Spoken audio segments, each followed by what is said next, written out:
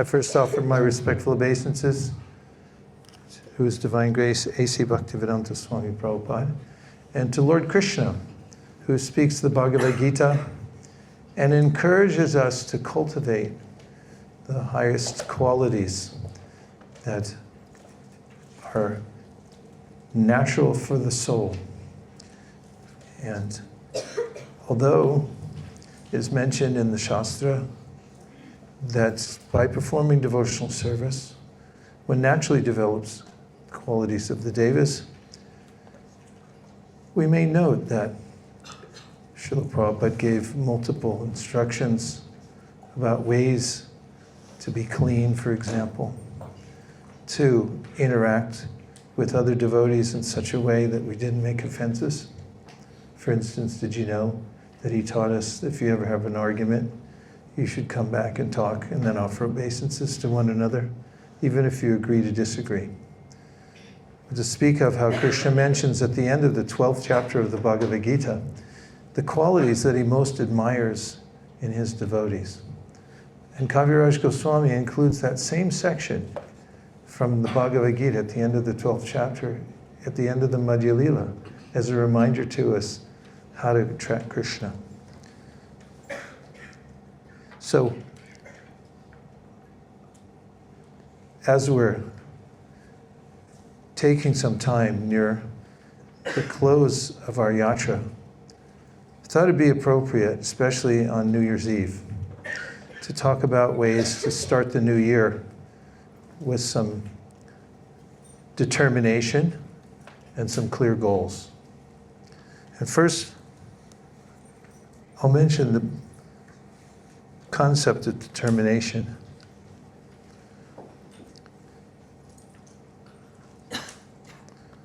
In order to be determined, we have to make a specific, strong decision. The definition of a decision is a conclusion or resolution reached after consideration.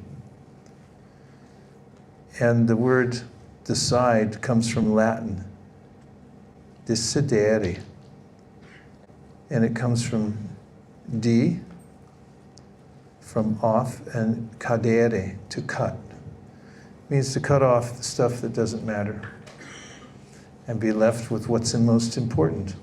Don't major in minor things. Find out what's most important and give your attention, because life is short and we can't do everything. But at least we can prioritize and do the most important things. In the Gita, Krishna says, Nirmana mohajita sanga dosha. He talks about ways in which to reform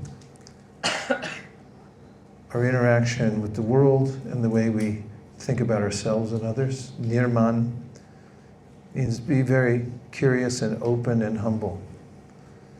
Don't be the know-it-all. And try to conquer illusion, he says. Moha jita, conquer illusion. And sanga dosha, he says, give up the fault of bad association. These are very specific suggestions by Krishna in the Bhagavad Gita about ways that we can improve ourselves. Improvement means we'll be happier. Making a decision, as we just heard, requires consideration. Or a similar word, deliberation, one of my favorite words. Deliberate, everyone say it. You'll notice in it is the word Libra. Any Libras in here? So, I'm a Libra too. It's got the pan scales. You weigh things out. I weigh them out too much sometimes, trying to balance everything. But the fact is, it's important to weigh the consequences. So deliberation means thorough consideration. Consider a matter thoroughly. It's part of what humans are capable of doing, is thinking about what the goal of life is. How many times have I quoted this now? for 50 points. Siddhanta bolya chitanakara alash iha hoite krishna longish manash. That when you take time to deliberate on the ultimate goal of life, how to achieve it, how to receive that knowledge, from whom to receive it, you can come to a very determined decision in life. Awareness of consequences. This is another aspect of deliberation. So you consider consequences, which is a human superpower. We can discern causality. If you engage a cat with a stick and a piece of string, it'll chase it around all day long and never come to a conclusion that there's no bird at the end. And it won't be able to understand how the stick is being manipulated by the human. Of course, a dog, you might throw something and the dog knows you threw it and bring it back. Dogs apparently have more sense. And if you're a cat person, I'm not trying to make an offense. But human beings are infinitely more intelligent. They can trace out causation. And therefore, taking time to think about consequences for what we do is highly effective in deciding how to engage ourselves. Another meaning from the dictionary of consideration is slow, steady, and allowing time to mature. These are elements of consideration. Slow, steady, and allowing time to mature. Also, they're very deliberate practices. I'll go into that later. So, in becoming determined to improve oneself, and that's the overarching point that I'm making in this introduction to what I'm going to talk about, which is setting goals for the new year, is that you should have an emotional reason why you're doing it. You should be driven. And my favorite banner that I used to see when I drive by a place called Weight Watchers, which was in downtown San Mateo. And I drive past it and I could see in their meeting room, it said, "You gotta wanna. You gotta wanna." It's inspiring those who came there for a purpose to lose weight. It's got to come from you. You have to really want it. And another emotional attitude is assuming that you can be successful. Bhaktivinoda Thakur says, every soul can rise in due course of time. Nobody is permanently disqualified. It's illegal, in fact, to say that all these instructions may work for other people, but it won't work for me. In fact, Vyasadeva himself writes in the Vedanta Sutra that you should assume that you can make advancement, and here's why. He says, because the Shastra gives instructions about how to make advancement. And who is the Shastra speaking to? And therefore, you should know that he assumes that you can make advancement, or it's true that you can make an advancement, and it would be illogical to say, I can't make advancement since the Shastra tells you to make advancement. You should assume that you can.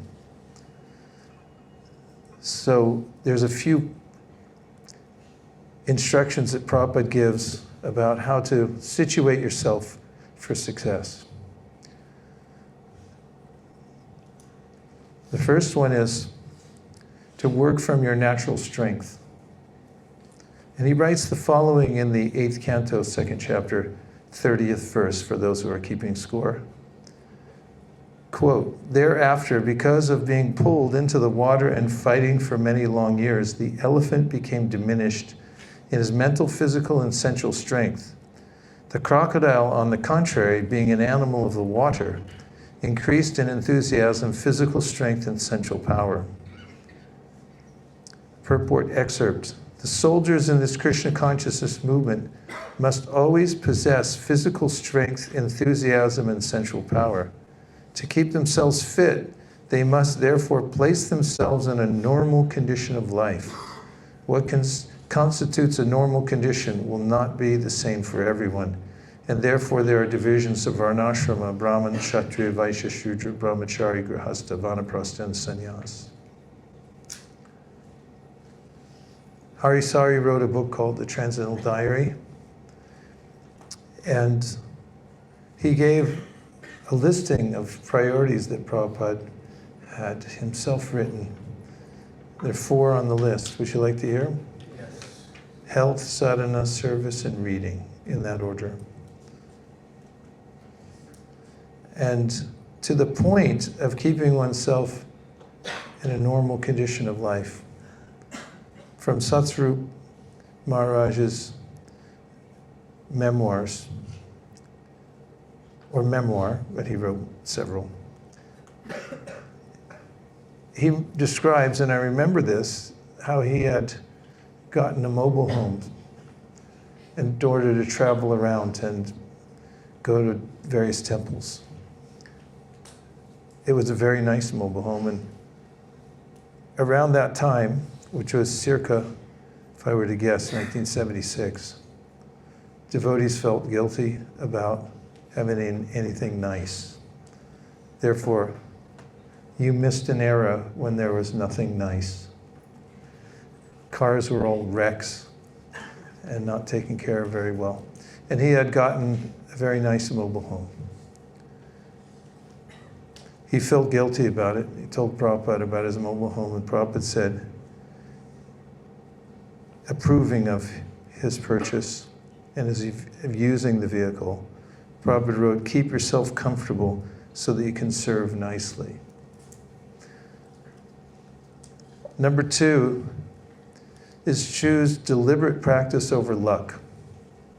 Success doesn't happen by chance. It's a recipe. If you follow the right recipe, you'll not only feel confident, following in the footsteps of previous actors, in this analogy, cooks, you'll be able to bring forth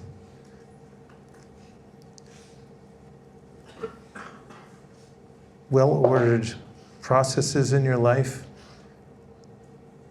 and satisfactory outcomes. Here's what the definition of luck is. Success or failure apparently brought by chance rather than through one's own actions. And I'm going to read an excerpt from Prabhupada's conversation with one of his senior leaders at the time, Atreya Rishi, from Iran, by the way. Atreya Rishi, how many qualifications does a spiritual master have in terms of being a spiritual master? Prabhupada, 1 qualification. He is a devotee of God. That's all. Atreya Rishi, also he is designated? Prabhupada, Atreya Rishi, does he have to be designated by the former spiritual master? He has to be devotee. Prabhupada, oh yes. Atreya Rishi, surrendered and designated, that is, identifies disciplic succession, both surrender and designation. Prabhupada, and by the result. Atreya Rishi, and the result of activity. Some of that's a little hard to decipher, but it gets clearer. Prabhupada, so far designation is concerned, the spiritual master authorizes every one of his disciples, but it is up to the disciple to carry out the order. Is he or she able to carry it out or not? It is not that the spiritual master is partial. Spiritual master designates one and rejects another. He may do that. If the other is not qualified, he can do that, but actually his intention is not like that. He wants that each and every one of his disciples become as powerful as he is, or more than that. That is his desire. Just like a father wants every son to be as qualified or more qualified than the father. But it is up to the student or the son to raise himself to that standard. Trey Rishi, yes, I understand. Prabhupada, if you are incapable of raising yourself to the standard of becoming spiritual master, that is not your spiritual master's fault. That is your fault. He wants, just like Lord Chaitanya said, Amara Agyaya Guru Ha, Hai. By my order, every one of you become a guru. Now, if you cannot carry out the order of Lord Chaitanya Mahaprabhu, then how can you become a guru? The first qualification is you must be able to carry out the order of Chaitanya Mahaprabhu. Then he becomes guru. So that carrying out the order of Chaitanya Mahaprabhu depends on one's personal capacity. Amara Agnaya Guru Hana. Acceptance of Chaitanya Mahaprabhu as Krishna, that is there in Shastra, in the Upanishads, in Mahabharata, in the Bhagavata. Another devotee asked Prabhupada, how can we increase our personal capacity to preach? Prabhupada said, by preaching. If you preach, then you'll meet with so many obstacles, and you'll have to prepare yourself how to meet the obstacles, then you become a strong preacher. Resistance, he said. I emboldened the words, prepare yourself, and that's the point. It's not that we joined an institution, and just because we're under the umbrella of the institution, or just because you have a spiritual master, doesn't mean you'll automatically make advancement. You have to prepare yourself. You have to take advantage of the instructions that Krishna gives, spiritual master gives, and step by step improve yourself. 3, this is about how to be determined. Avoid distractions. This is especially important nowadays because there are more distractions in the current age than at any other time. Distraction is a thing that prevents someone from giving full attention to something else. Definition of distraction. And one of the tricks, or practices rather, that you can employ as we get ready for the new year, and I'll talk about this in a minute, and we'll take some time to write some things, is to identify anything that you think is holding you back. It's highly liberating because oftentimes things that distract us or hold us back from doing what we really wish we were doing. Or let me ask a question. Have you ever been in a situation where you knew what you should be doing, but you're doing something else and wishing you were doing the right thing? Yes. Please say yes. Real happiness comes to those who are able to control their senses and do the right thing and know that they're doing the right thing very deliberately. Getting into a zone where you've cut out distractions. So identifying your key restraints, that is, make a list of all the things that you think are setting you back. And just by listing them, I'm not saying do it right now, but put that category down, we'll come back to it. But if you start making a note, a log of things that distract you or hold you back from doing what you wish you could be doing, just by the light of awareness, they start to evaporate. Next is narrow your choices.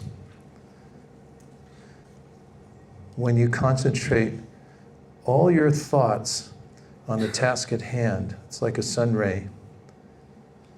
My brother and I, when we got magnifying glasses when we were kids, we used to try to light things on fire, and we were successful. It was like magic, some power we had, because we took the magnifying glass and we'd hold it in one place long enough, and then we'd see smoke, and then we'd see the fire would come. So in a similar way, when we're able to narrow our choices or fully concentrate on the task at hand, this is what Krishna says, what Shukadev says, rather, when he says, Tivrena bhakti yogina. You should practice bhakti with focus. The magnifying glass is concave. It takes the light, pulls it to one point, focuses it, so it hits in one place. This is Tivrena bhakti. It's like a ray of light hitting a concave surface. It's designed so that it goes to one place and stays there. So identify what distracts you and then make commitments to avoiding it. That means we're going to write in a little while a not to-do list. Have you ever made a to-do list? Tonight we're going to start writing a not to-do list. And once you write it, and you'll notice that, you may notice that you're addicted to a certain habit pattern. And when you start to do that, your list will come to your mind. And at least you'll be conscious that this is on my not to-do list. Otherwise, you can go on forever doing something that's non-productive and never give it another thought. Or you do give it another thought, but it creates cognitive dissonance, which means you feel uneasy.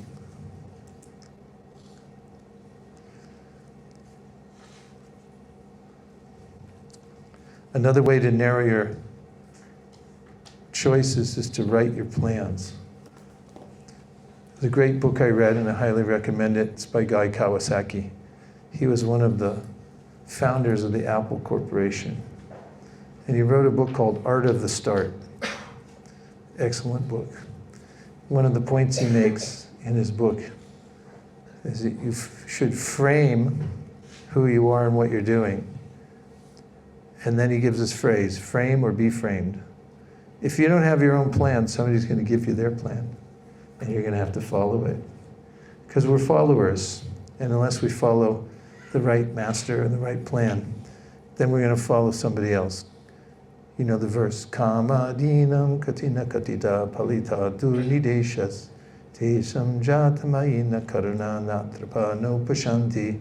Prabhupada quotes this frequently. It's about how the senses and the urges of the senses are like bad masters.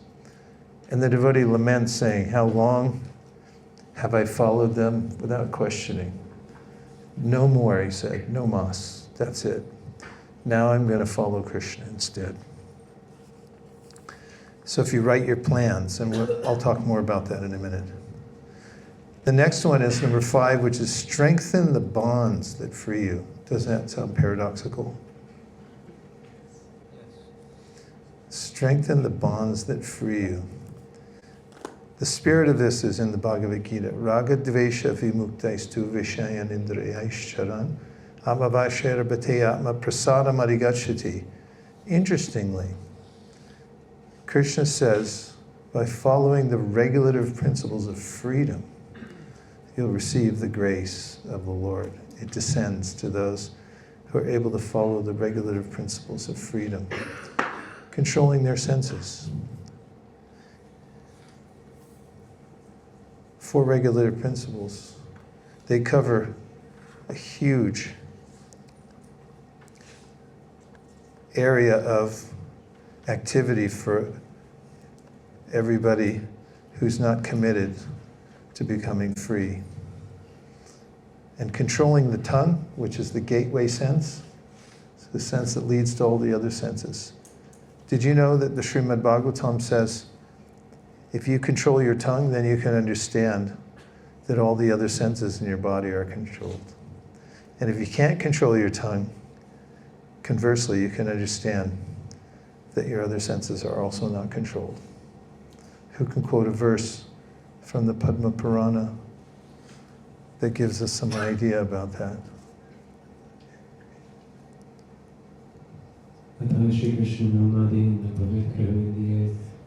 kg for those who leave us Puratyada.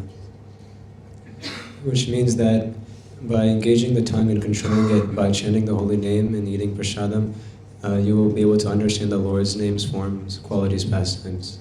Yeah, and it says remarkably that yoga begins with the tongue, doing seva with your tongue. Jiva means the tongue. Adao means the beginning. Seva adao. So when you use your tongue in service, then you can think of it as the rudder that directs you and it can determine which way you're going in your life.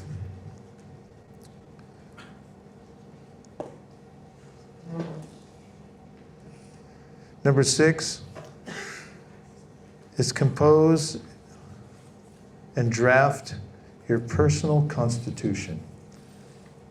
Has anybody here been to Washington, D.C.? Have you ever seen the Constitution of the United States? It's in the Library of Congress. We went to see it. And right near it is the Magna Carta. Who knows what the Magna Carta is? It's a piece of paper. But on it, very consequentially, people came together and they decided what they wanted and they wrote it down. The Constitution followed in the same vein. And it's the original document, it's posted on the wall. And because, as they're called, the founders, wrote things down, they considered them very carefully, they wrote them down, created a framework, whether it's a laudable system or not, I'm not claiming either way, so much that could be debated about that. But the point is, it created a system that's held together for over 250 years. And in a similar way, we can write our own constitution. It's not that complicated. We just have to decide what we want and what our values are, what our priorities are, what our goals are, and write them down. And that's what we'll start doing tonight. Priorities, values, and goals. 3 things I highly recommend that you can do by yourself with the power of introspection, self-reflection, thinking about your life, what you want, where you're going, where you've been. For instance, writing your priorities. If you just think about it right now, you don't have to raise your hand or say anything, but if you were to think about what your top 3 priorities in life are right now, could you think of something, your top 3, that you'd be willing to commit to paper? And do you think maybe in the morning you might want to switch the position of one with another? It's possible, right?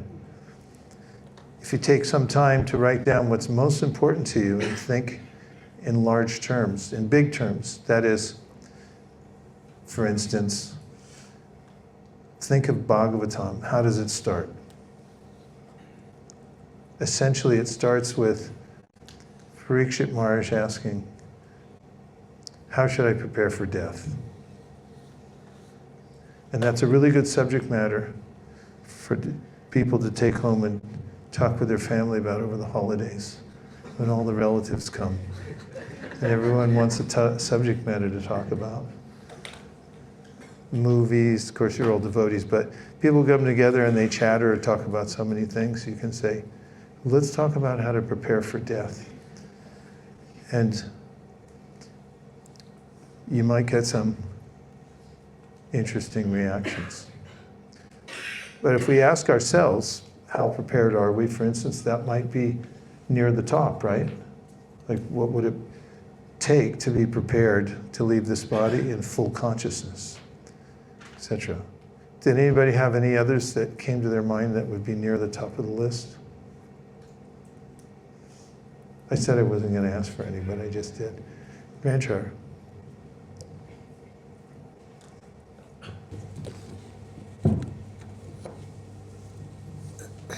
Bridging off of that, the quality of our own personal sadhana, so that beyond just transcending death, we can also attain love for Krishna. And isn't that nice that as human beings we have free choice to write that at the top of our page if we wish to? That's liberating. If you're a beaver, I saw a YouTube video about somebody who kept a beaver as a pet. And as soon as they invited it into the house and they went for a drive to get an ice cream cone, they came back and the beaver had chewed the legs off the couch and started to make a dam in the house, because that's what beavers do. And they wouldn't understand through an extensive conversation that this is our house, please don't tear it apart. But human beings can think about what's most important, high-minded types of goals and priorities.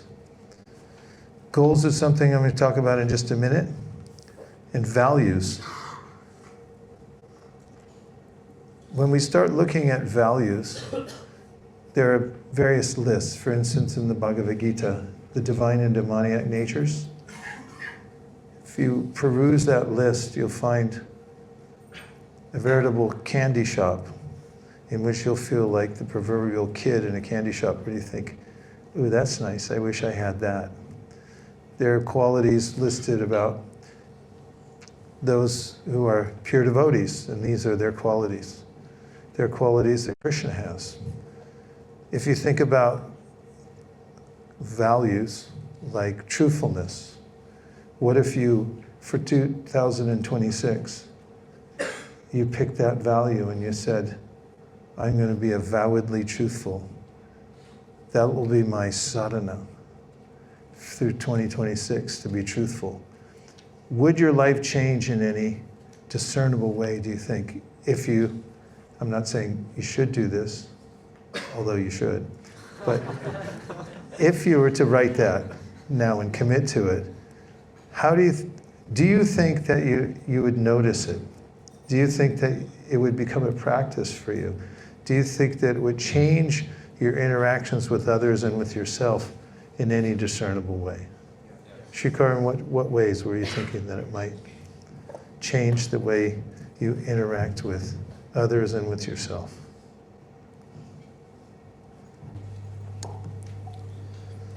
By being truthful, I will establish trust in more relationships. I will be happier in more of my relationships with other devotees, friends. And that will conduce a sort of sattvic nature in which would enable me to perform my Krishna consciousness even more peacefully and even more effectively, lovingly. What a thoughtful answer. Have you read the Yoga Sutras by Patanjali Muni? There's a section in the Yoga Sutras by Patanjali Muni where he talks about how yogis develop mystic powers. Krishna talks about this too, by the way, in the Bhagavatam 11th canto. One of the mystic powers is whatever you say will manifest. And it's achieved by those who are avowedly truthful. Not only that, you would notice, he says, that people trust whatever you say because they know you're avowedly truthful. Can you think of somebody in the Bhagavatam who had that quality and who was therefore trusted? Very good. Right away you got it. And what's another, let's just think of two more values. Truth is a value. What's another one? Bye-bye. Had his hand up. Simplicity. Simplicity. Can you think of ways you would personally apply it if you were to put that, let's say you wrote it down as your main focus for 2026, to simplify. What would you think of? One of my questions I was going to ask a few lectures ago was, what is simplicity and how to practically apply it? Well, one thing is to be straightforward. For instance, simple devotee isn't trying to hide anything. I remember Gaur Govinda Maharaj once in a lecture. He used to scare the bejeepers out of everybody. I once was in a lecture in San Francisco and he was speaking. He really started screaming at somebody in the audience. And I was like, who didn't even ask a question, I don't think. In any case, he once said something along the lines of, if you have a question, you're afraid to ask it in class because people will think that you're not as intelligent as you'd hoped they'd all think you are. He said, then you're a rascal. You're not simple. A simple devotee would ask the question even if he or she thought, this will make me seem slightly uninformed on certain subject matters. Simple devotees also fall into the category where Krishna in the Bhagavad Gita, second chapter, when Krishna is talking about qualities of a self-realized person, says, the Stita Deer Muni. How does that verse start? Dukeshu Vikataspriha. What's the first word? Vitaraga Bhayakroda. First word in the sentence. Anyway, he talks about the Stita Deer Muni. Munis generally, they try to invent new philosophies so that they're better than everybody else.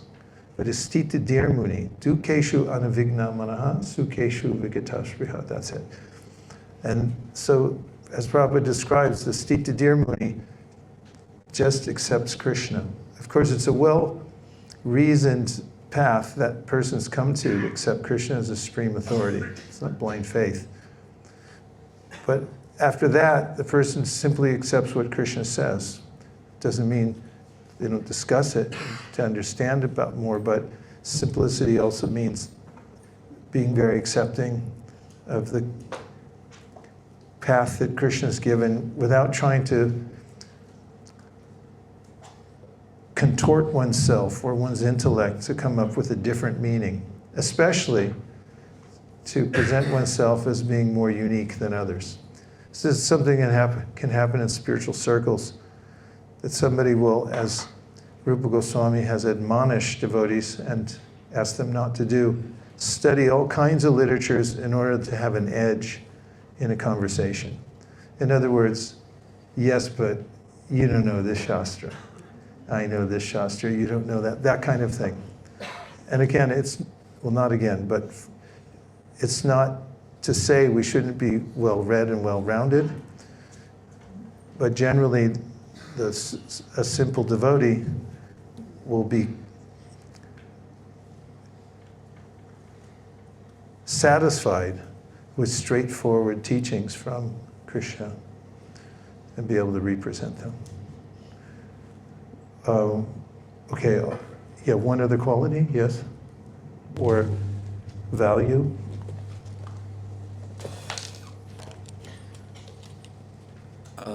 Having confidence but not pride, so you never back down from a service, I guess. Good. Yes. The word determined has the word terminus in it. Means there's an end point. You finish what you started. You don't give it up halfway through. There are long lists of values.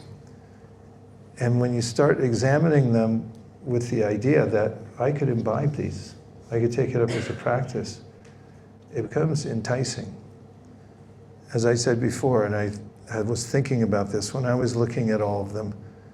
You know how kids go in a candy shop and they want everything? We may feel like that also. But if you pick some, or one, and say, I'll make this my discipline, you'll notice that it's life-changing. So we talked about priorities, talked about values, and then there's goals. And goals are so highly effective. It's been said that the mind is like a heat-seeking missile. And when you set a goal, it creates this kind of heat the mind goes after. So remarkable is goal setting that many people have discovered that when they took time to write their goals, even if they weren't able to, again, look at the list of goals, that still the subconscious mind is working on them. And he might find the list later and say, oh, there's been so much serendipity in achieving these. And a lot of it is because, as Louis Pasteur once said, great discoveries come only unto the prepared mind. So we prepare our minds by making a list of our priorities, clear set of values that we'd like to work on, and setting goals. So I'll just talk a little bit about setting goals.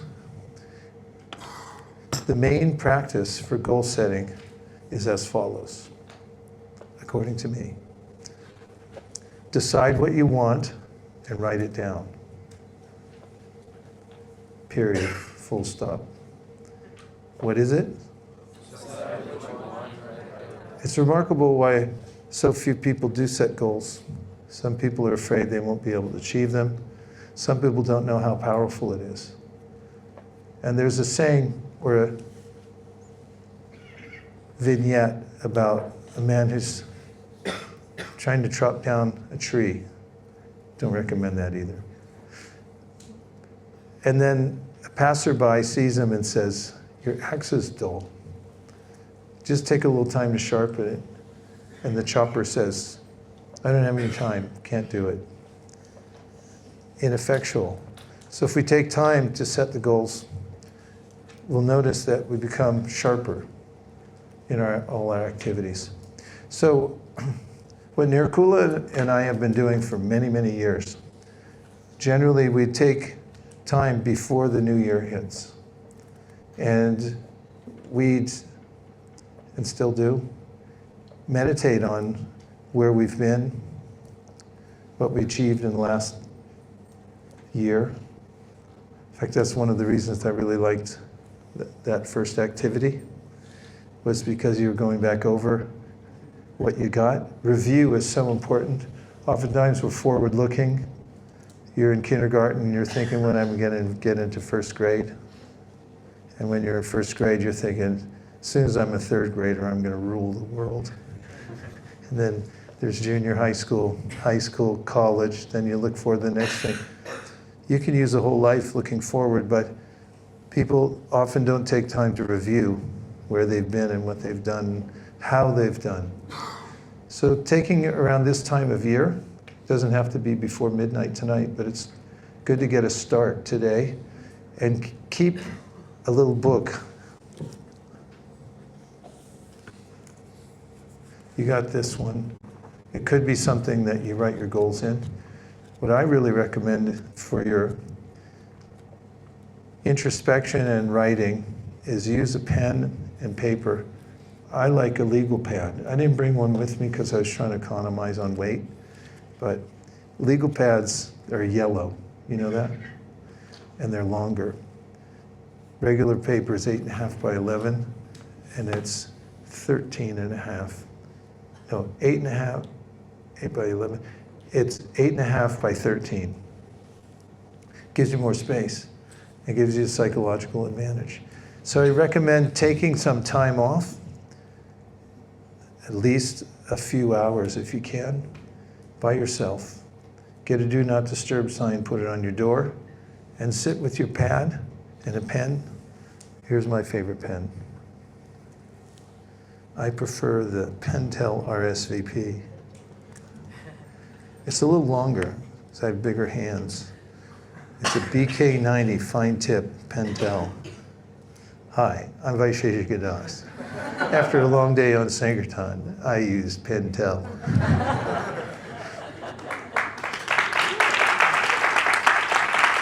And be sure to push that like button and subscribe. So a pen and a piece of paper is our friend.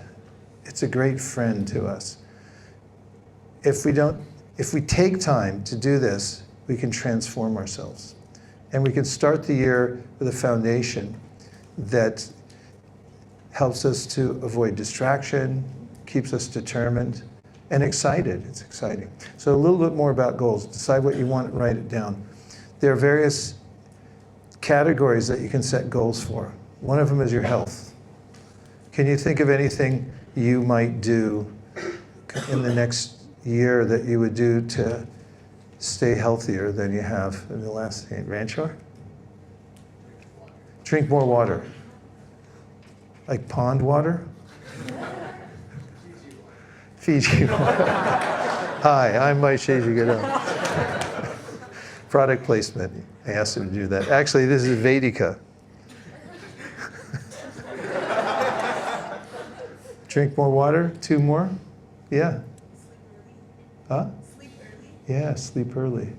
There are sleep studies galore nowadays that show how important it is for your brain to clean itself out, restart, and if you don't get enough sleep, you can become chronically affected in many different ways. So getting enough sleep, and the smartest thing to do is try to sleep earlier and get up at a reasonable time. Lately, I've been taking time, first of all, going to sleep as early as possible.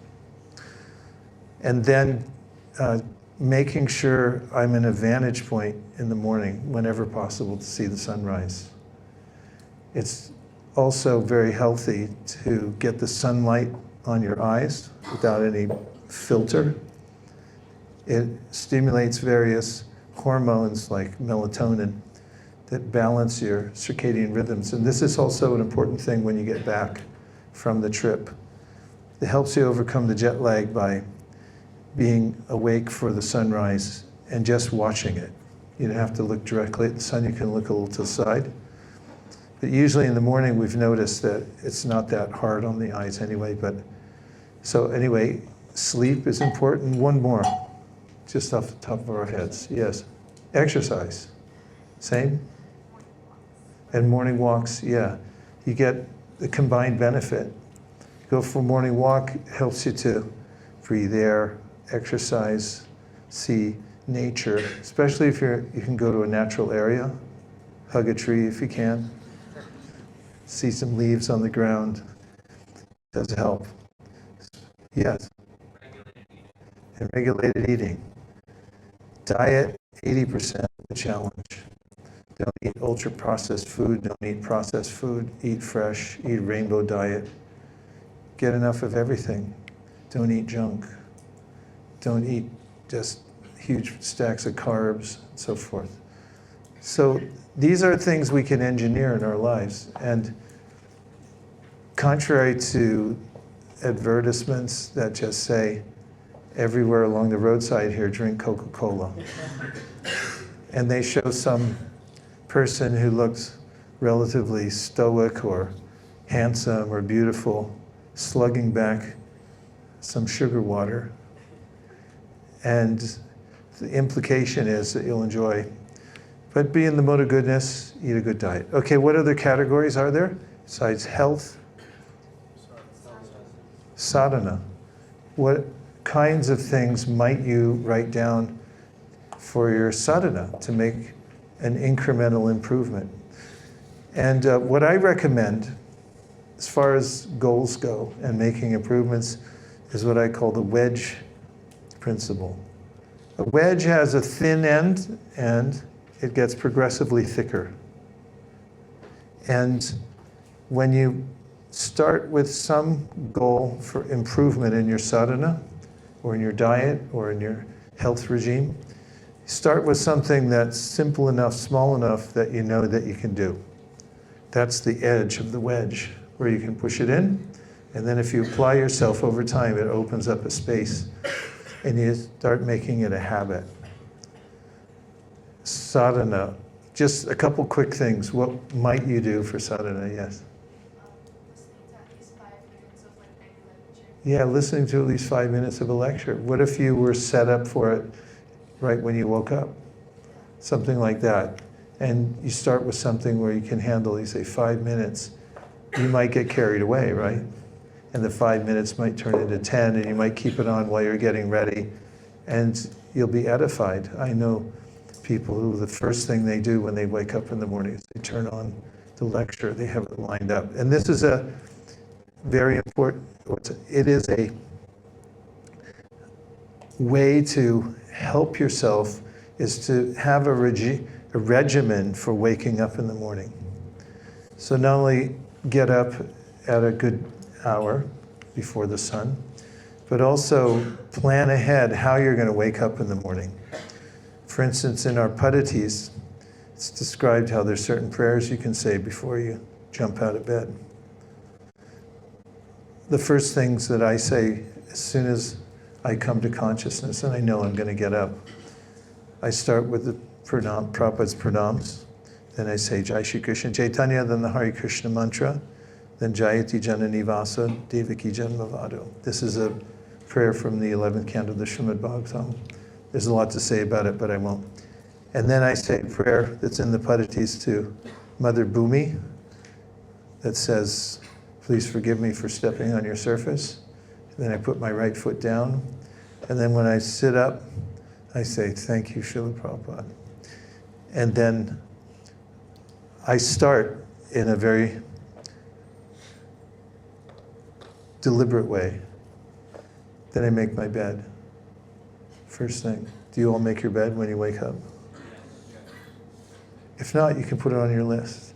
It's highly recommended for the mode of goodness. Okay, so health, sadhana, anything else? Service. And what about relationships? There's lots you can do to improve relationships. I'll just give you one example. I've noticed that the key to relationships is attention. When you give your full attention to somebody, then they notice it right away. You could experiment with this over the next day. When you're talking to somebody or they're talking to you, try giving full attention, not 90% or even 10%, and see what happens. Okay, so categories. Now, yes? Sorry, Not at all. Please go I was ahead. going to say another category. Please do. I think that goal setting is also a category that's something that has to be done regularly. Or like staying up to date with your goals and like reflecting on your goals is very important, because if you don't, then at least in my experience, you drift very fast. So when I was periods in my life where I was following goals very well, I was almost every day revisiting them and revisiting what I was doing and making sure, and like you have to set aside time for that, otherwise the machine doesn't like run properly. Excellent advice.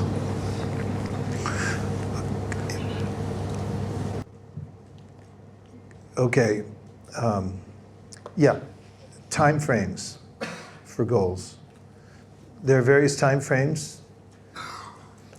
Longer time frames, if you want a longish time frame, you could say, what's your goal for the next 108 years? And you may say, well, what are you talking about? Like, it makes you think at least, where will you be in 108 years from now? Anyway, think about it. Once you write that goal down, it'll make you thoughtful. You could put down goals for 10 years. These are all just suggestions. You could put down a goal for 5 years. You could put a year goal, a goal for 1 year. How about 6 months? How about 1 month? I really like 30-day goals because it's a short enough time so you can see the end of it, so it's not too intimidating. But if you can stick it out for 30 days, it gives you a chance to change your habit patterns in your life for 30 days. And how about a 1-day goal? If you write down what your goal for the day is in the morning, you're going to be more directed. You'll have that Tivrena effect. What about a goal for an hour? Up in my room upstairs, I have a countdown timer that I carry with me everywhere. I have one at home, one in my suitcase. And I use it all the time to get going, because sometimes I don't feel like going. So what I do is I set myself a 5-minute goal. And I just turn it to 5 minutes and say, okay, see what you can do in 5 minutes. That's all I ask of you. And once I take that challenge, then I can start moving in a sanguine direction and get momentum. So different time frames that you can create for yourself. So let's take a little time. Just, I want you to think about, can somebody pull me a list of values? You can look at one. Bernice Brown has one on her website, I think. It has a list. You can also pull up something from Bhagavad Gita. just to give you a sampling, and you can think about it for a few minutes and write some things down. I'm going to read you a few. Are you ready? Yes. Accountability, adaptability, altruism, authenticity, balance, collaboration, compassion, courage, curiosity, fairness, forgiveness, generosity, gratitude. There's many more on here. How do those strike you? Do you like them or not? Yes. Kid in a candy shop, right? What else you got? Another list? Yeah, Bhagavad Gita. Can I see it? Thank you. Krishna says, one who is not envious, but is a kind friend to all living entities, who does not think himself a proprietor and is free from false ego, who is equal in both happiness and distress, who is tolerant, always satisfied, self-controlled, and engaged in devotional service with determination, his mind and intelligence fixed on me, such a devotee of mine is very dear to me. Okay, thank you. Just a quick practice. Please take 3 minutes to write down 3 values. You don't have to keep them. Just see what it feels like to write down 3 values that you admire and you'd like to see more of in yourself. Does that make sense? I'll count down to 3 minutes for you. On your mark, get set, go.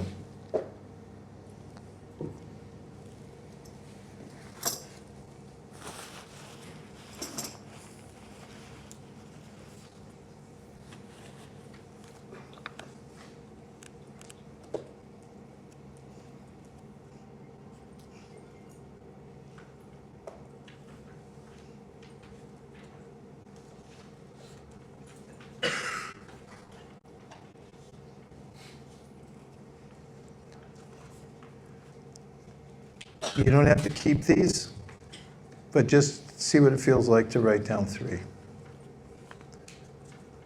And you have 1 minute left.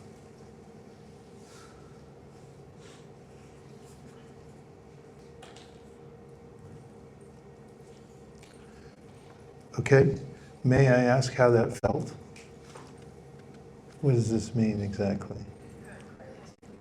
What was your visceral reaction to writing them down? Tell the thought process, anything you thought, besides the emoji. I thought it was really nice to kind of take a step back and look at qualities that I already had and qualities that I would like to improve, and look at a larger picture rather than something in the moment. And I think I was able to learn a lot about what I want exactly, because I feel like that sometimes is always difficult to ascertain. So That's helpful, thank you. What else?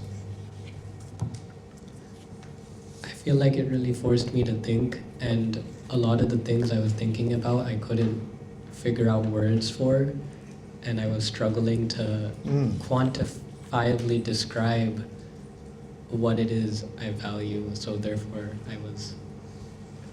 I was engaged deeply, and I wish I had more time. Good, that's what I was hoping for. This is a primer.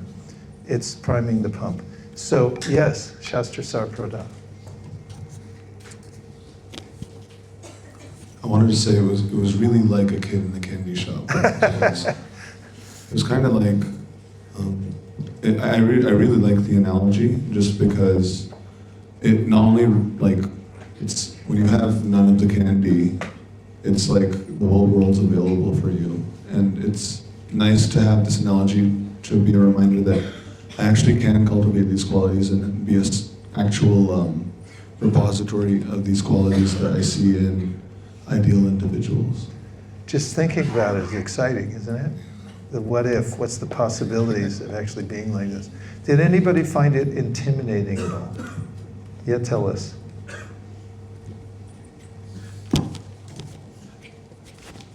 I was pretty intimidated because there was a lot to choose from, but I was also worried that if I chose one, I wasn't exactly sure how I would go about like approaching that.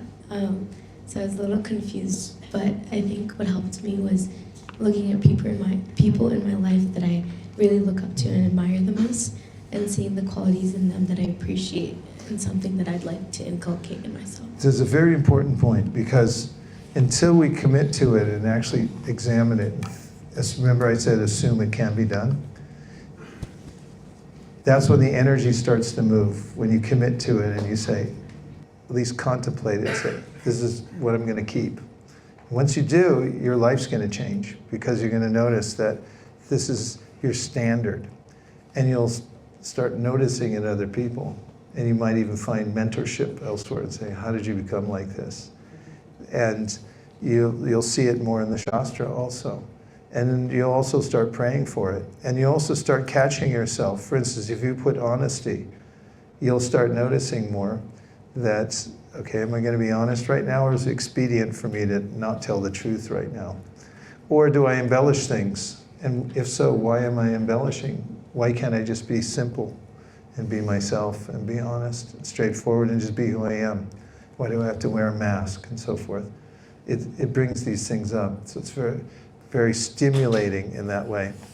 Okay, so next one, we're going to try an experiment of writing over the next 3 minutes. And I know it's not much time, but this is just to get you started.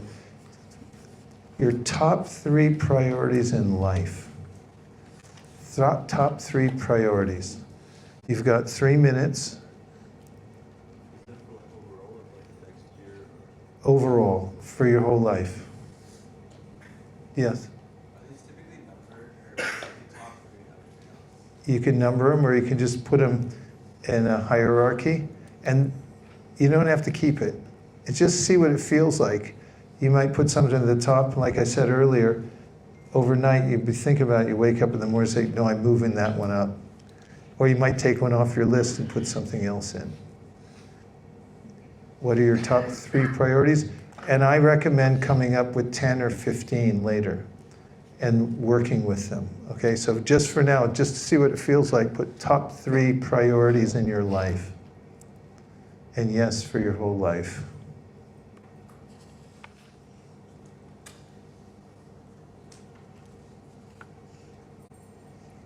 You might find that these overlap in some places. That can be also helpful. You might see a convergence of ideas, and it helps you to triangulate and come to an idea. This is what I'm really about. That's what the Constitution is for. When you have that clearly in mind and you can articulate it well, then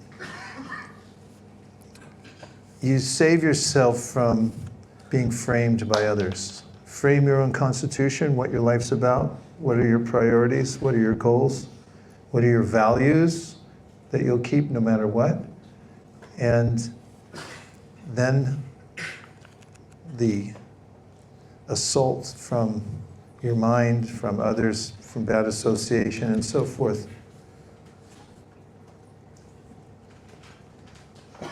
will be ineffectual on you. Okay, so how did it feel to write your priorities? Yes. Yes, you may. As I was writing, many of you wrote on your list to drink more water, so I'm sorry. Me too. Let's take a water break. Get our goals going right now.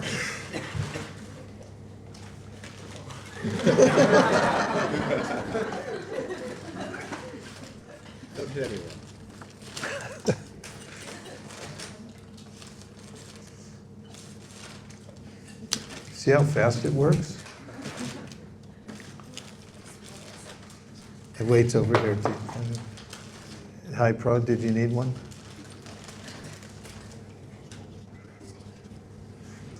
Okay, so how did it feel writing priorities? Oh, you're going to ask a question. Yeah. as I was writing these priorities, Marge, I had a question. it's something you briefly mentioned. I'm in a situation often when I know something is right. It's a priority, theoretically. Like I know it's right. However, day to day, I find myself lacking the strength or the taste to fulfill that priority. How can I overcome this weak-heartedness? By writing it down. Because writing something down, let me just emphasize something for you.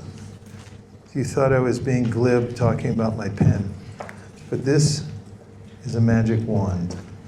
This is how you manifest what you want in your life. Because desires, ideas, they come from us. They start, according to Srimad Bhagavatam, at the chakra that's right at the base of the spine. And they move from one energy center or chakra to the next until they come to the voice box. And then we speak them. And then they start to manifest. Because everything in the world, including the universe itself, starts in a subtle form and then it grossifies. That term was first used in the 1800s in Scientific American. Grossification means something subtle and it becomes grosser and more tangible. So using this, taking your wish list and turning it into something that is a constitution that guides your life. As soon as you write it down and you put it at the top, it comes to the forefront of your mind. And when, for instance, something comes up, like a dilemma about whether to tell the truth or not, and you put honesty, you put it at the top of your constitution, you framed it, it's there. Krishna will give you the strength because you've thought it over well, you've manifested it through your pen, and now it becomes prevalent, and the strength will come. And the first time you're able to rise above the urge to not tell the truth, and you do it because it was your priority, and you get a fruit. You'll realize that you got something out of it that you wouldn't have gotten before. And it's relishable. You start to get a taste for it. And you do it over and over again. And you'll notice how your relationship changes, your mindset changes, the way you work, the way you think about yourself changes. That's really important. Because when we're able to keep our values, maintain them, then we start to develop spiritual self-esteem, integrity. It's very powerful. Okay, so what else? How did it feel? Yes. 1, 2. 1, 2.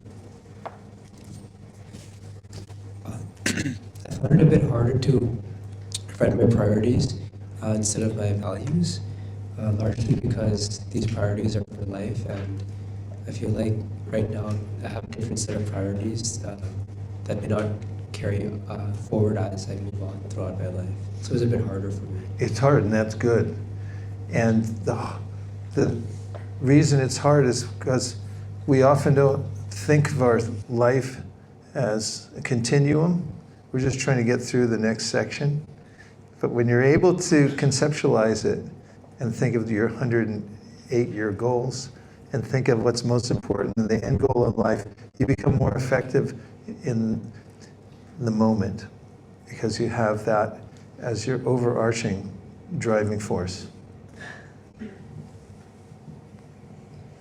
I found writing the first 3 actually pretty easy because I feel like it's something we talk at home about a lot. But at the same time, I was struggling with, or I guess if I were to write more than 3, I feel like after 5, I would really struggle to decipher the ordering of those goals. And I also had a question, or rather confusion when I was writing, which is I didn't know how specific to be, because knowing that it's a goal that's 100 years in the future, how do I compose it in a way such that it's directed, but at the same way open-ended, such that there's multiple routes to get there? Well, that's like I was saying, 108-year goal. What I think a way to define priorities is what's most important to you. what things are most important to you. I'm not asking you to tell what they are. I'm just saying that that's a way to define it when you're writing about it. In your life, what are the most important aspects? And I think it's also important not to limit yourself, to write down as many as you can. You can winnow out the ones that you don't need later, or that you don't think are important, that might be distracting, and narrow your list down. But keeping aware of it, I would just say expanding the list in the beginning of the year to see how many priorities you might have can be really helpful, and you can move them around. When I took a good amount of time to do this during the pandemic, and Nirikula and I were going for walks every day, I was constantly thinking about it. And we'd discuss it. I'd say, I have this as number 3, what do you think? And this one's at 5. And you'll play with it a lot and think about it a lot when you start working on it. There was one more? Somebody else? Yes.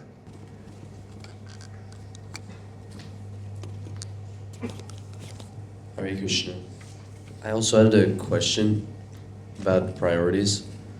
When we're writing these priorities, when they're changing also, is there also it's meant to be for lifelong, but can we also do it with time constraints too? Because right now... Do it with what? With time constraints. Type insurance? Time. Priority for a specific amount of time constraints. Yes. I would say priorities is more of a general category, and then you can bring that into action in your goals. And for instance, if you say, as your priorities, a priority is to develop love for Krishna. I would like to reach Nishta. Or, as I'll talk about in just a minute, and it'll be a New York minute because we're almost done. We have to take rest. But writing goals in the present tense is very helpful, as if you've already achieved it. In any case, it's good to have it more general when you're talking about priority, and then you can use your goals to assist you in achieving your priorities. For instance, if you want to attain Nishta, then you might list the goals for your sadhana that would help you to overcome all anarthas. Okay, let's move on to the very last point for tonight. It's just a primer, and that is goals. So just take a few minutes and write down 5 goals you'd like to have for the new year. Things you'd like to achieve, what would you like to do, have, see, the person you want to meet. They can be small things, tiny things, they can be medium things, they can be huge things, but just write them down and don't worry about getting them right. You can sort them out over the next couple of days or more. But just start for now and write from stream of consciousness some things that are important to you that you want to achieve that you can make time bound and put into a category that you'd achieve them within a certain amount of time. So go ahead and I'll count down 3 minutes for you. And by the way, I recommend writing them in the present tense. So if you, let's say, you want to, I wake up before the sun every morning. That's present tense, like I'm already doing.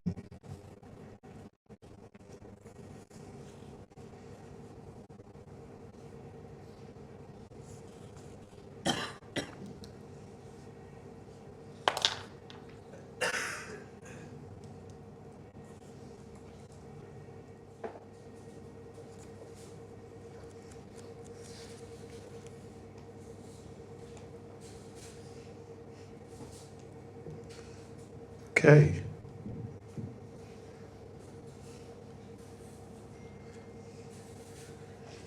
You have a thought, a desire, a goal, you write it down. Now it's on paper, it's starting to already manifest because it's come from the subtle world Now it's grossifying before your eyes, and you have something to aim for. You've put a date on it also. You'll notice in meetings, people talk about, let's do this, let's do that, and then if you want to bring the conversation to a much higher level, you just say, by what date? And do the same thing for yourself. When you write your goal down, say by what date, and you write a date on it, even a time. And then you'll notice the clock is ticking and you're starting to move forward. So tonight we talked about values, priorities, and goals. And you wrote down a few things to prime the pump, to get ready. We'll talk about it a little bit more over the next couple days. And think about it. Keep your paper open. Meditate on it. If you have other ideas, write them down.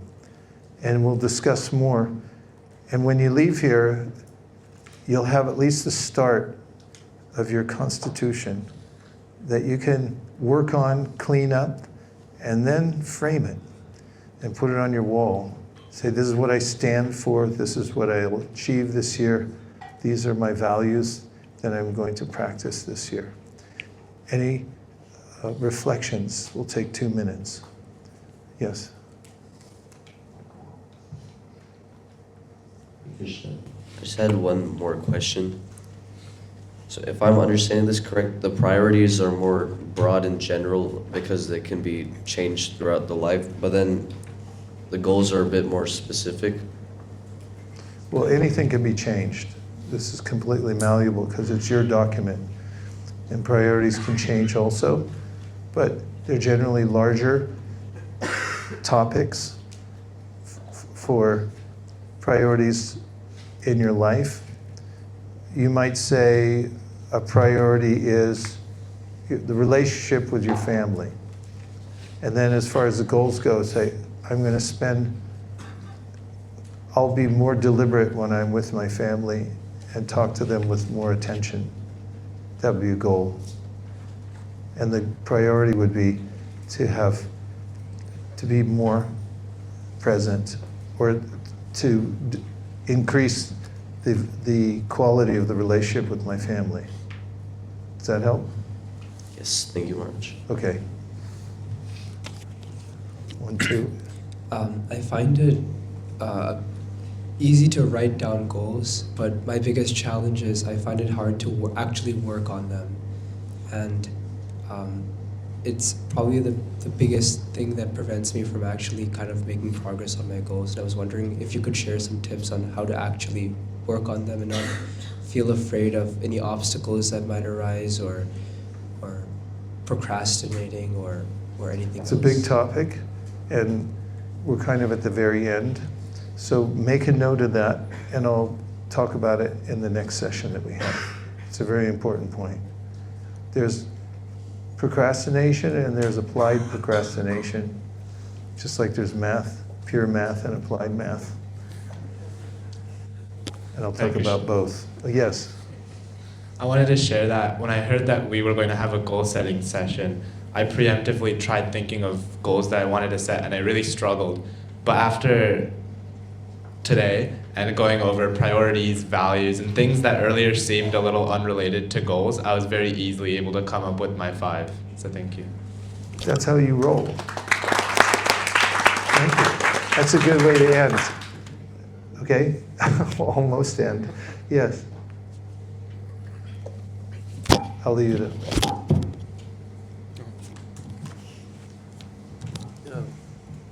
A quick question, Maharaj, is when I was writing down these goals, I found that some of them were material and some of them were spiritual, and similar to the Prabhupada disciple who felt guilty about a so-called spiritual thing. How do we look at having material and spiritual goals? Well, let's say you have a goal to have financial stability in your life. That's not material. For instance, our Pujari, Vijay, I've got something for you before you go. She has to go home because her mom's got a birthday party. And it's been such a delight having you here. Thank you very much to you and your father. A little memory from Guru Kshetra. Hare Krishna. Thank you. Have a safe journey home. Hare Krishna. We're going to miss you.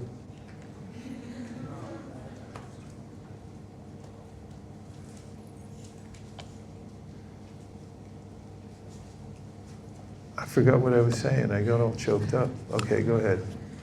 The question was about feeling guilty about material goals versus spiritual goals, and you were mentioning about financial independence or stability. Right. Yeah, so, for instance, our Pujari, he said, he kept complaining to me. He said, my company pays me too much, and I barely do anything for him. I said, so, but finally he expressed, he said, I don't want to do anything else in my life except serve the deities. He has 2 kids and a wife. So I said, you got to get it all figured out financially. You have to have enough so you can put your kids through college and make sure your wife is taken care of. And he did. He took some time to put it all together. Kadambakana Maharaj gave a class once in Mayapur, and he was talking about how when he decided he wanted to take sannyas, he was a householder. He had to go back and work for a few years so that he could take care of his wife. And so they're not mutually exclusive. Your whole life is one big offering to Krishna. And financial goals are very important, because if you don't plan ahead for finances, then I'll just categorically say that you don't have as much choice in your life. It's better to be deliberate and to plan ahead for your finances, to figure out how to do it. And it's nice because it's a very systematic thing, finances. There's magic in it, compounded interest, and dollar cost averaging, and making sure that you're paying yourself at least 10% every month out of your gross. And these types of things, if you plan ahead and you make goals for them, they become foundational in your life, and you'll see that later on because you made smart choices when you were young, then you have a lot more freedom later on to do things, to serve Krishna. And of course, anyway, without getting too philosophical, I'll just say it categorically, it's important. And all of the aspects of your life are spiritual because you're using your whole life for Krishna. Okay? Yeah, all those things. And last one from Park. Hare Krishna Maharaj. I really liked your point about the wedge technique in terms of starting small and then working your way up. I had a question about how to apply that in terms of increasing our japa numerically, in terms of how many rounds we're doing. Because from peers, I've heard often that what's worked for them is increasing them in bulks of either 4 or 8 rounds. But that kind of contradicts this technique, so I was interested in any advice you have. It doesn't necessarily contradict it, it's relative. The main point is to find out something that you can do consistently over time, because consistency is king when it comes to making progress in a discipline. What you can do over time successfully, you'll get a taste for it, you'll be able to increase it. We've taken some valuable time to plan for the new year. Keep your papers visible, look at them, meditate on them, write down some other thoughts, and we'll go over this more tomorrow and maybe even the next day a little bit in some philosophical ways, some practical ways. And now we have a word from our sponsor. Dear Srila Prabhupada, dear Sri Chaitanya Mahaprabhu, if you so desire, please give us great enthusiasm to follow in your footsteps, to integrate into our lives the highest values as you displayed in this world. And may we make 2026 a year to achieve worthy goals that will please you. Thank you for considering our request. Om Tat Sat. Everyone agrees with this prayer, in whole or in part. Please say Hare Krishna.